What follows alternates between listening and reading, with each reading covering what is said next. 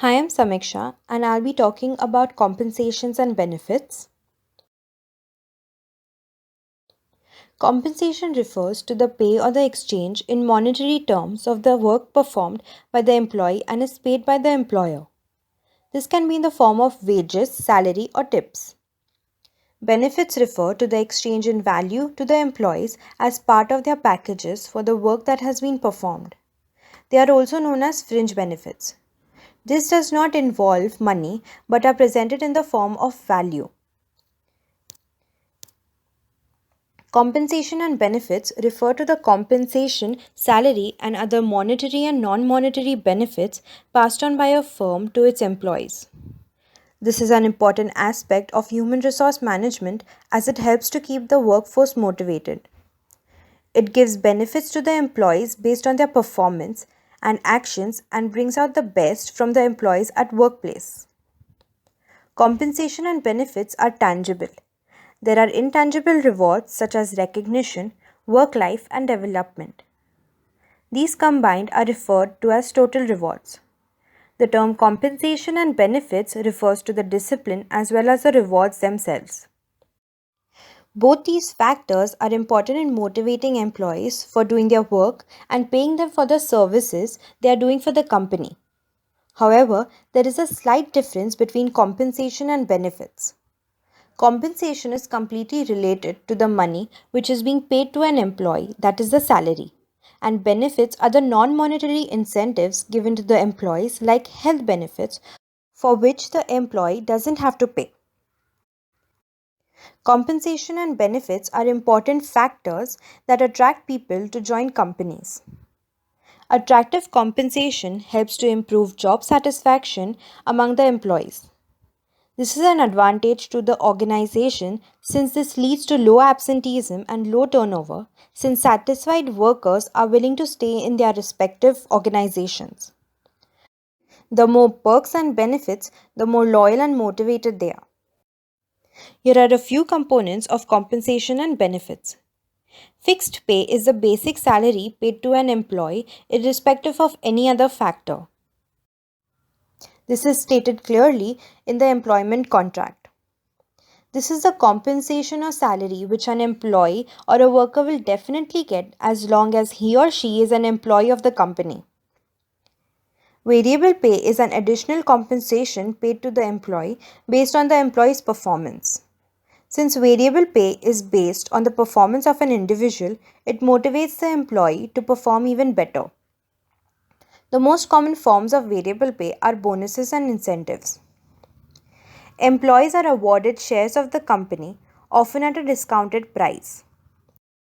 Employees are expected to make money out of them by the appreciation of the stock price and the growth of the company. This is mostly given to the senior management who have served the company for a long time. Other benefits, such as medical facilities, insurance policies, company owned cars, and accommodation, all play an important role in motivating employees.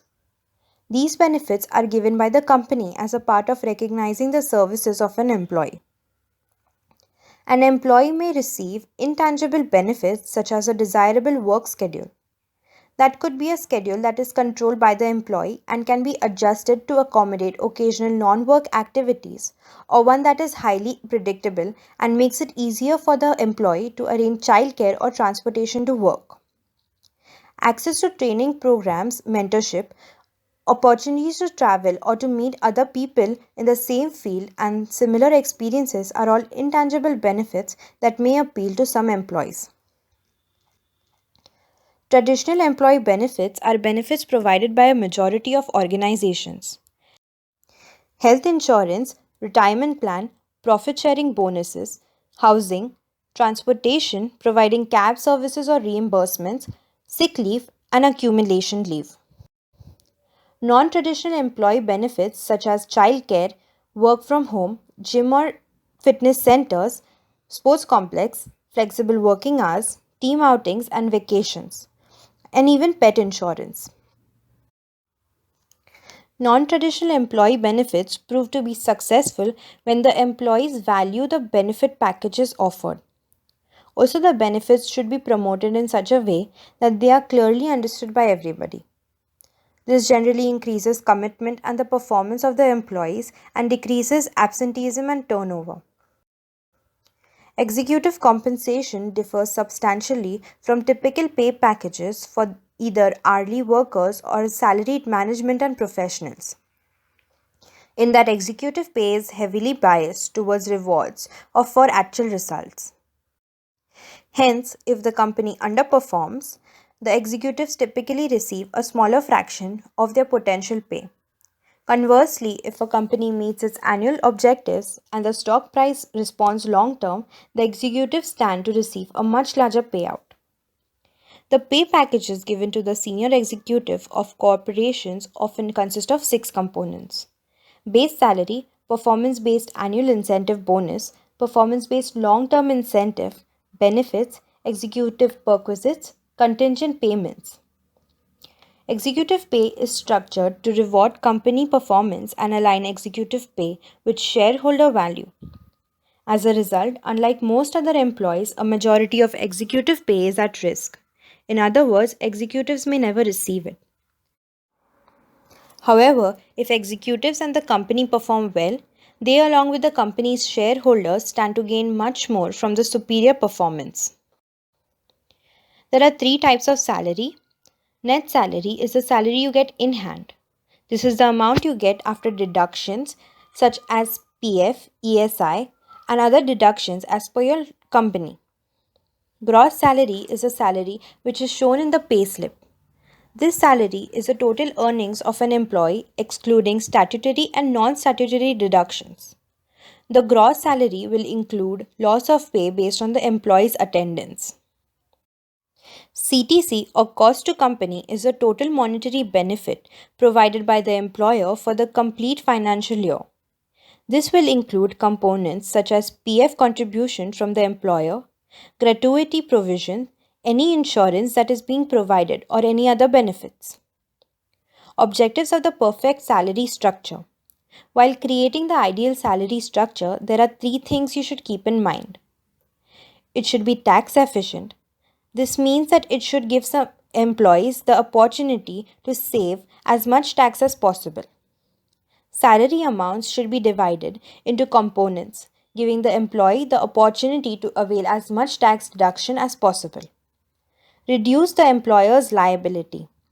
The salary structure should reduce the liability of the employer.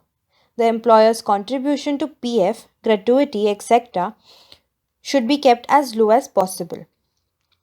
Compliance norms like minimum wages and PF laws should be kept in mind while drafting the salary structure. Components of salary.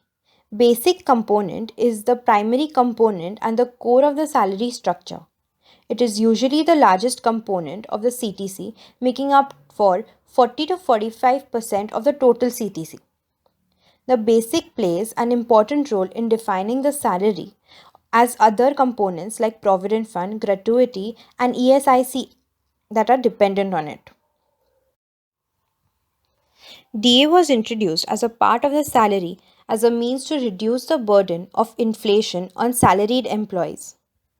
This amount is usually set to about 5% of the total CTC, and like the basic component, it also has an effect on PF, ESI, and etc. The house rent allowance, as the name suggests, is a component that the employees can leverage if they are living in rented accommodations. The amount that you can claim as tax deduction under HRA cannot be more than 50% of your basic in a metro or 40% of your basic in a non metro. Hence, depending on where your workplace is located, the salary component will usually be set to 40% or 50% of the basic salary. Leave travel allowance remunerates employees for their travel within the country. This component is widely used by employers due to the tax benefits associated with it. An employee can claim tax benefits for the fare expenses paid for his or her family when they take a holiday. However, there are a few restrictions to what you can claim as tax benefits. Only the travel fare expenses can be claimed. Stay and food on your trip aren't covered. If you travel to a foreign country, the expenses aren't tax deductible. Only travel within the country is covered. Immediate family that are mainly dependent on the employee are covered under LTA.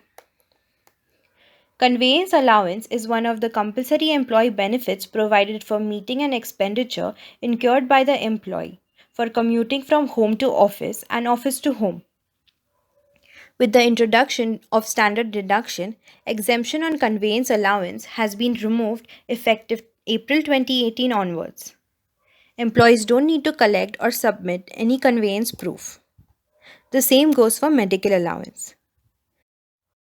Child education allowance is paid out towards tuition fees of employees' children and is tax deductible up to rupees 100 every month for a maximum of 2 children.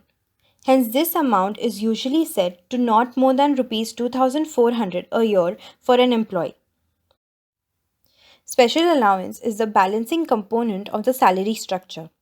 It is usually used by organization as a leftover of CTC when the rest of the components have been paid out. This component is fully taxable and is also taken into account for the calculation of provident fund. Deductions are elements of the salary that are a part of the CTC but are deducted from the in-hand salary that the employees receive. Provident fund is calculated at 12% of basic plus DA plus special allowance. The employer and the employee both make an equal contribution of 12% each. This is applicable to the companies who have 20 or more employees on their payroll. If an employee's basic plus DA plus special allowance has less than rupees 15,000, then it is mandatory for Provident Fund to be deducted. Other employees can opt out by filling Form 11 or can choose to have PF deducted on the ceiling of rupees 15,000, which would be rupees 1,800 monthly. Employee State Insurance Cooperation. Deductions towards ESIC are mandatory for employees whose gross salary is not more than rupees 21,000. It is only applicable in companies where there are 20 or more employees within the rupees 21,000 gross salary bracket. Employees have to make a contribution of 1.75% of the gross salary, and the employers have to make a contribution of 4.75% of the gross salary. Professional tax is a tax levied by governments of certain states on salaried employees. The state where provisional tax is applicable are Karnataka, Bihar, West Bengal, Andhra Pradesh, Telangana, Maharashtra, Tamil Nadu, Gujarat, Assam, Chhattisgarh, Kerala, Meghalaya, Odisha, Tripura, Madhya Pradesh, and Sikkim. The amount of professional tax that is deducted varies from state to state.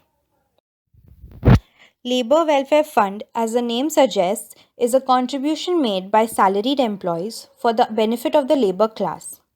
This contribution is applicable in the states of Karnataka, West Bengal, Maharashtra, Andhra Pradesh, Kerala, Goa, Delhi, Punjab, and Haryana and Madhya Pradesh. The employer and the employee both make contributions, and the employer pays approximately twice the employee contribution. The payments are made semi-annually in the months of June and December. Like professional tax, Labor Welfare Fund contributions are also vary from state to state where they are applicable. In conclusion, a well-designed compensation and benefit plan helps attract, motivate, and retain talent in an organization. It gives job satisfaction and increases productivity. It motivates employees to work efficiently as they know they will be rewarded honestly in exchange for their services.